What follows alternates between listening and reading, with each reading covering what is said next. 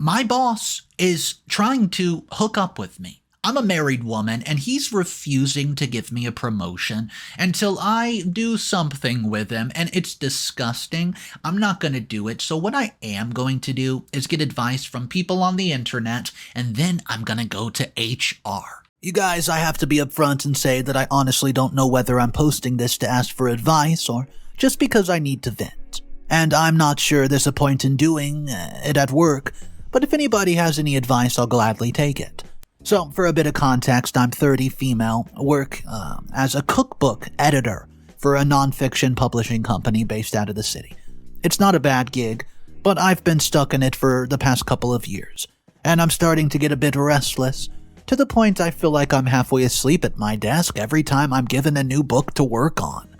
To be clear, it's not the work itself that I dislike. I actually really enjoy noting down recipes from the books that I edit so I can try them at home.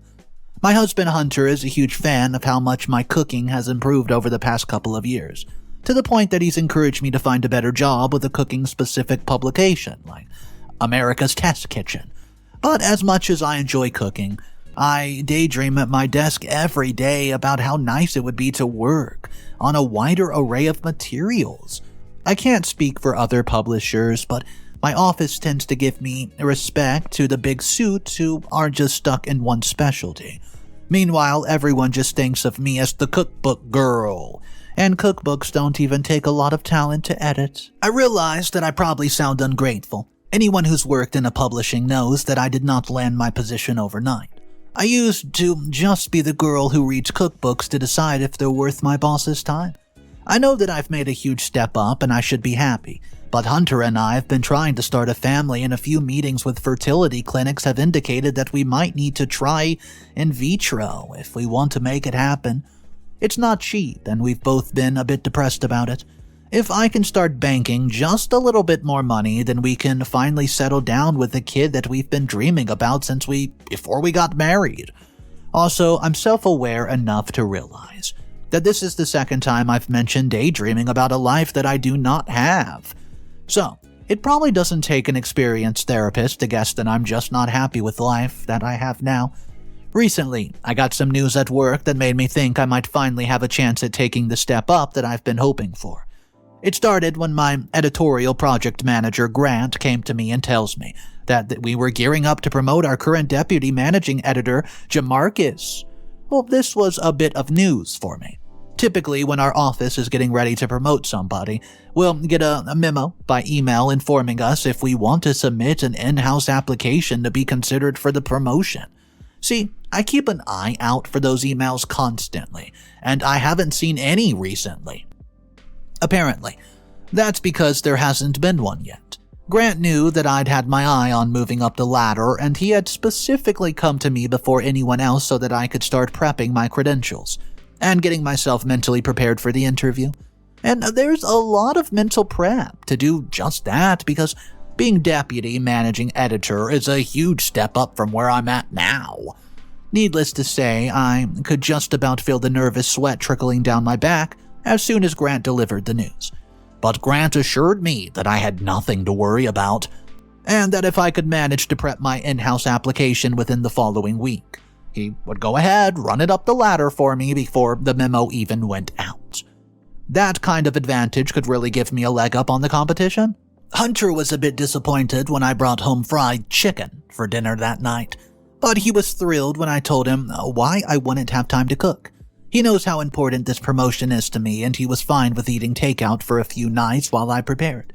For the next few days, I became an absolute perfectionist about refining my resume. I also pored over sales data on the cookbooks I'd edited and compared it to sales data from editors in other fields, taking into account the average sales for the types of markets we were working in to show that my projects had been performing above average when taking industry standards into account. Well, that all probably sounds boring, so I'll put that in the simple way. I basically just put a lot of numbers together that made me look better than other people who were up for the job. I'm not even particularly skilled at math, so I don't know if my figures were correct, but I figured out I could sell the pitch easily if I threw the numbers at them with confidence. Grant seemed to agree. Just before the end of the week, I showed him everything. I'd been preparing it all, and he was extremely impressed. He tells me that I was basically a shoo-in for the job, and he was confident that getting them my application with a time advantage over the other editors would all but seal the dealio, to the point that any other interviews they did would just be a formality, to avoid the appearance of special treatment, of course. Now, given how I started this post, you've probably been wondering up to this point what I would need to vent about when it's been nothing but good news. And the last bit might have rubbed you the wrong way quite clearly, so Grant actually had given me a special treatment, but I was blinded by the promise of opportunity that I just never really thought of it in that way. So when Grant invited me out to dinner for a preemptive celebration, I called Hunter and let him know that I would be home late and never thought twice about it. Yeah, that was about 4 days ago, and I've been thinking twice about it quite a bit since then. Dinner itself was fine. Grant was the same polite, respectful, and supportive boss that he's been since he first told me about the potential job opening. We mostly just talked about what's expected of a deputy manager editor and how I could bring those points across when I did my interview. I'd already been preparing pretty well, I thought, but he gave me a lot of additional tips that helped me a lot. I was really grateful for the whole thing and excited to get home so that I could just tell Hunter all about it. I did notice that Grant started getting a little more familiar with his third glass of wine or so, and that he was knocking them back quite quicker than I was, but not to the point that it struck me as abnormal. It's not that weird to be a friendly colleague when you're sharing dinner and drinks together, and a lot of people drink a little faster than I do. Well, after dinner, I got a lot more uneasy. He was walking me to my car and he very casually put his hand on my small end of my back. I took a step to the side, but I didn't say anything, thinking maybe it was just old-fashioned chivalry. I know that sounds naive, but it was easier to tell myself than the alternative. But then we got to my car. He started standing really close to me as he was talking, to the point that I did not even feel like I had room to open the door so I could just get in and drive away. Then he said, if you're not comfortable driving home after a few glassy glasses of wine, you're welcome to spend the night at my place. Had he said it earlier that night, I might have been shocked, but at this point I sadly wasn't. I politely told him I'm fine, and I added that my husband was waiting for me at home, and Grant countered. I'm sure he won't miss you for just a night, and maybe in the morning we can talk some more about the, interview. I stuck to my guns and told him I'm sorry, I'm ready to go home. To his credit, Grant backed off and did not push further, but the whole thing made me really uncomfortable, not just because my boss had made advances on me, but because it makes me wonder about the special treatment he's been showing me for the past week. The last time he said, it really just sounded like sleeping with him would increase my odds of getting the job. I spent all weekend worrying about it. Hunter could tell something was bothering me, but I haven't felt comfortable telling him what happened, because I don't want him to think that I put myself in that position by accepting the dinner invitation. Plus, I don't know if the implications were all in my head. Grant not the only one in charge of hiring. I've already got my application in and prepped for my interview. He can't do anything to keep me from getting the job at this point. Can he? But when we came back to work yesterday, the memo went out, and Grant didn't say a word to me all day. He didn't say anything to me today either. He's been focusing most of his attention on one of our bio editors, Melissa, who's been applying for the job despite being here 2 years less than I have. The whole thing got me really on edge. I know, I said I wasn't asking for advice, but maybe I need it. A part of me thinks I should report him to HR, but he wasn't making advances on company time, plus I don't want to seem combative with my boss when I'm applying for a promotion. I just feel like it gives the wrong impression. Is there anything I can do that won't backfire? Update number 1. About 2 weeks ago, I posted about my boss making a pass at me when I was up for promotion and giving me the cold shoulder when I turned him down. I've been really nervous about what would happen when it was finally time to interview for the position. That interview was 3 days ago, and I went in a little more confident than I've been. Since a lot of you suggested it, I told my husband about Grant making a pass at me. And just like you said he would be, Hunter was extremely supportive. He gave me a pep talk the night before and told me not to just think about what Grant during the interview. I just gave them the pitch I prepared and trusted that I was right for the job. Well, right before I walked in, I took a deep breath and steeled myself to do just that. When I saw the hiring team, I was a bit shaken for half a second. Not because Grant was there, I expected that. I also wasn't surprised to see Jamarcus, since it's his job and I was applying for it. Our group manager, editor, Michelle, was there as well. And that was great because she's Grant's boss, so it meant he wasn't the one with all the authority. But they also had 2 outside recruitment consultants in there, which threw me for a loop. I thought I'd just be interviewing people that I knew. Still, I told myself it wasn't that big of a hiccup. I gave them my pitch, presented them with the sales numbers on my books, and left a room full of smiling people who seemed impressed with my work. Michelle seemed especially impressed, which is exactly what I was hoping for. She tells me they did not have too many other applicants and that I would hear back soon. Well, I heard back today. I was passed over in favor of Melissa, the same editor Grant started flirting with as soon as I turned him down. And that seems really sketchy to me. I haven't personally seen her work, so I don't know. It might actually be pretty good, I can't tell you that. Well, I do have seniority, and she hasn't been here for long enough to have accrued the sales numbers that I put together. Yeah, not that editing alone sells books, but it counts for something, doesn't it?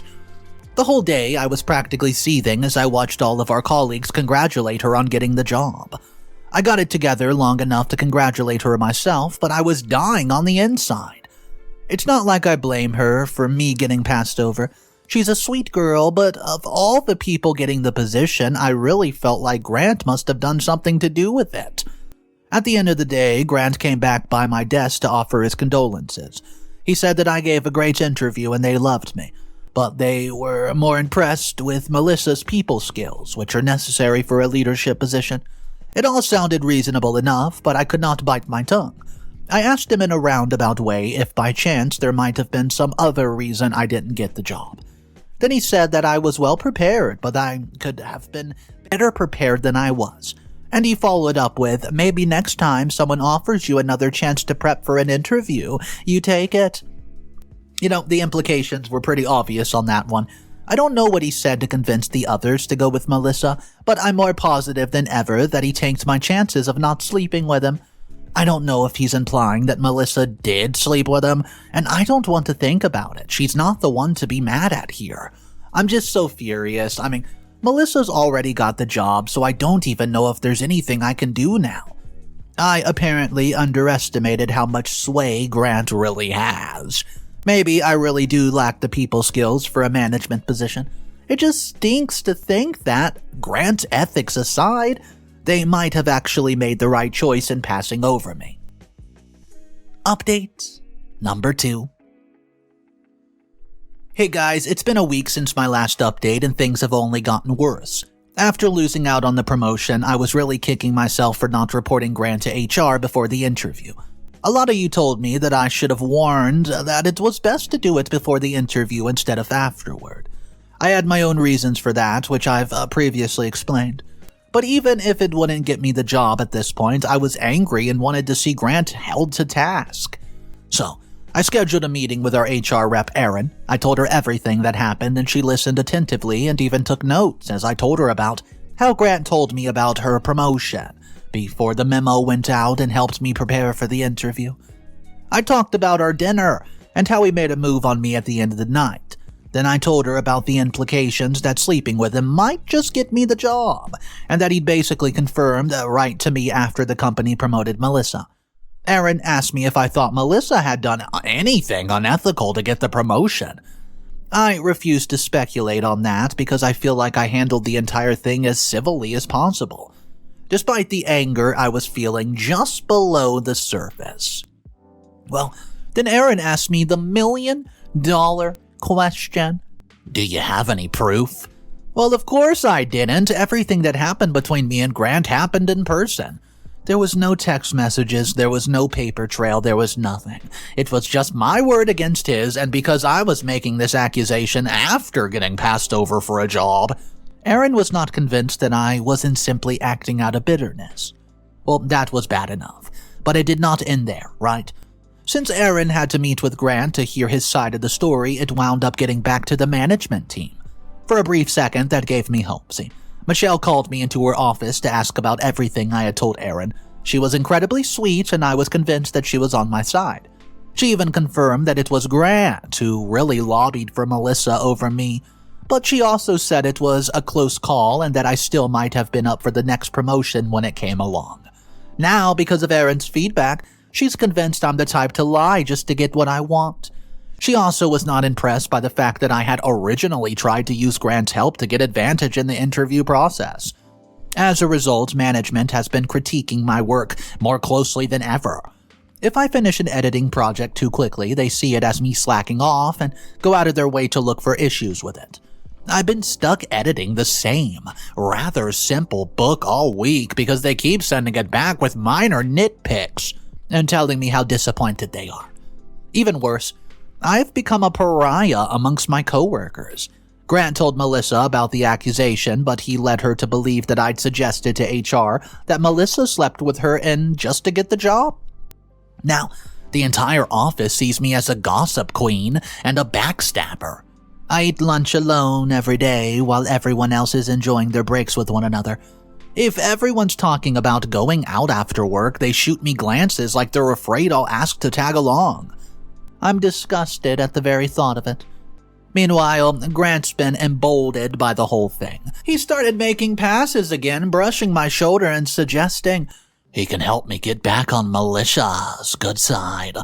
And most disgusting of all, he used my husband against me by telling me I needed the next raise if I'm going to afford fertility treatment before Hunter gets bored of me. I keep thinking of quitting, guys, I really do. I just don't see how. There's no way I'm getting a positive reference from this office now. I feel stuck. Yep, stuck at the company that doesn't even want me. How am I supposed to escape? Update number 3. Hey guys, well, it's been another week since my last update, and I'm not sure if things have gotten better, but they've definitely gotten a lot more interesting. When I said before that I was thinking of quitting because it was getting too hard to work with Grant, a lot of you encouraged me to do it. Some of you had ideas of how I could keep my job and still improve my situation, but I was honestly too emotional to process your advice at the time. Ironically, it was Grant himself who handed me a possible solution on a silver platter. You know, one piece of advice that I had considered was catching Grant in the act, since part of HR's reason for not doing anything was that I couldn't prove my story. The thing is, Grant's really good at making advances when no one's around or paying attention. Yesterday, it finally just clicked inside my head. I could use Hunter for it. He's an interviewer for a local magazine, and he usually records his interviews so he can transcribe them later. I just need to borrow his voice recorder.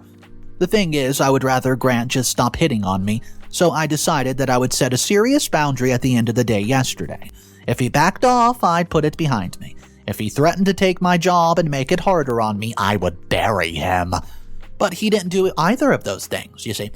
I approached him at the end of the day and told him that the advances need to stop, that I love my hubby a lot, and would never cheat on him, especially with a slime ball like him. You know, that's when Grant offered to, quote, help me out with Hunter. He said he would give me $10,000 towards my fertility treatment if I slept with him just once. Since he knew that I've been unhappy at work, the other stipulation would be that I'd have to stay, which of course means that he would be able to keep hitting on me. You know, I didn't say yes or no. I told him I need time just to think about it, and he tells me that he would give me a week to decide before accepting my resignation, and that changed the game. This morning, I decided not to record Grant instead. I went to HR and recorded Erin when I told her about Grant's money offer.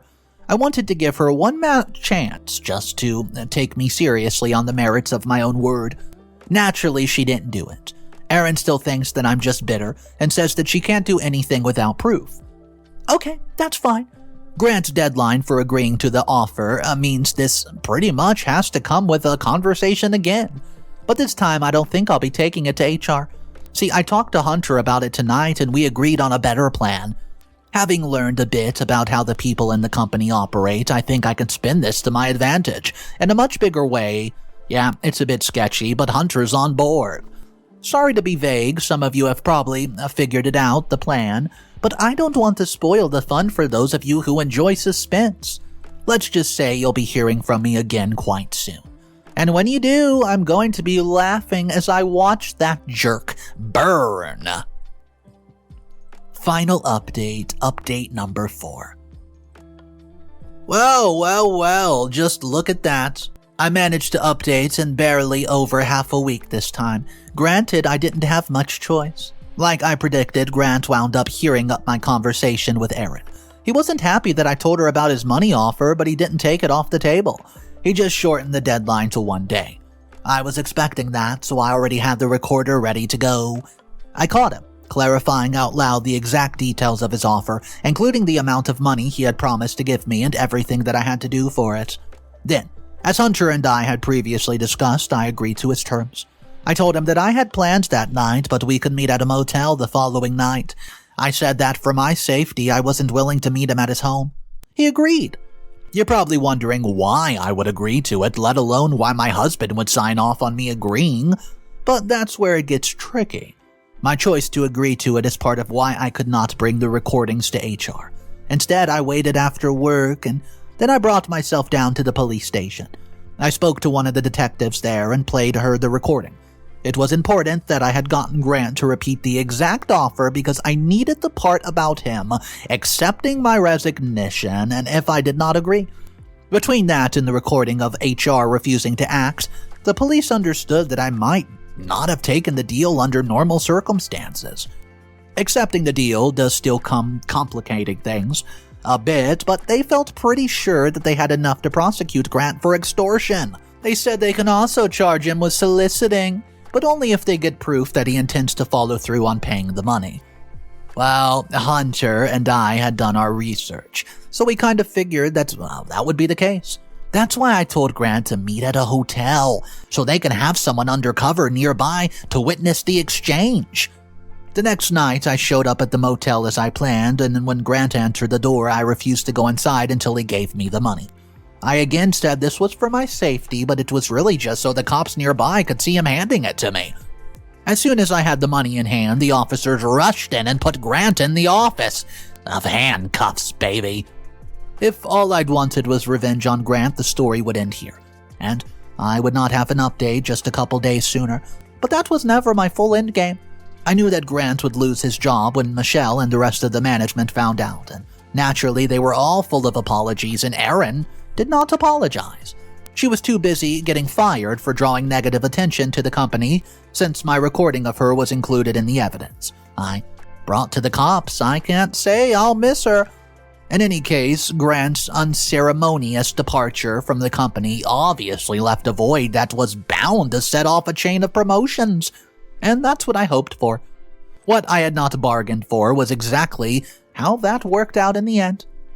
You see, under normal circumstances, Melissa would have gotten Grant a job and I would have gotten hers. It would have been unethical to demote her just because our boss was a creep. But to make up for how I had been mistreated, Michelle decided to keep Melissa in her current position and give me Grant's job instead, baby. Now, not only am I going to make an even better salary than I'd originally hoped for, but the office is practically bending over backwards to be nice to me. I think they're afraid of me as a boss after they've been giving me the cold shoulder for the past few weeks. The only one who seems genuinely sorry is Melissa, since she believed Grant's lies about me trying to backstab her. But we've made up, and I could actually see her becoming a great friend. Oh, and I also found out I'm pregnant. Nah, just kidding. Life's not that much of a fairy tale. But with my new salary, Hunter and I can start looking at treatments. And that's one heck of a great start. Wow, that was an intense story. I want to check out these 2 comments, guys. The first comment comes in and says, I could not be happier about how this worked out. Honestly, it's still sad in a way, because money should not have to be involved for bosses who use their position the way yours did to get thrown in jail for extortion. When someone in a position of authority abuses it for the sake of a workplace harassment, there's always an implied threat. Yet far too many corporate jerks get away with barely more than a slap on the wrist. You go, girl. When you and Hunter do get pregnant, I hope you raise your child to be at least half as strong as you are. It's the first step in creating a world where justice prevails like it did here. All right. Here's comment 2, though, that's a little different. I'm on board with about, 90% of this, but it bothers me that you're so nonchalant about getting your HR rep fired. You know she was actually just doing her job, right? She didn't do anything without proof because she literally couldn't.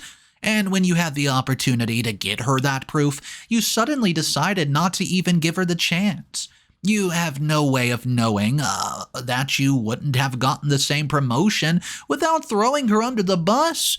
What happened to your boss was justice. What you did to HR rep, though, was just petty. That doesn't give me a lot of faith in what your management style is going to look like. Guys, I want to know which of those comments you're rocking with. Is comment 2 being ridiculous? Did that HR rep deserve everything that she got? Let me know in the comment section, guys. My name is Mr. Reddito.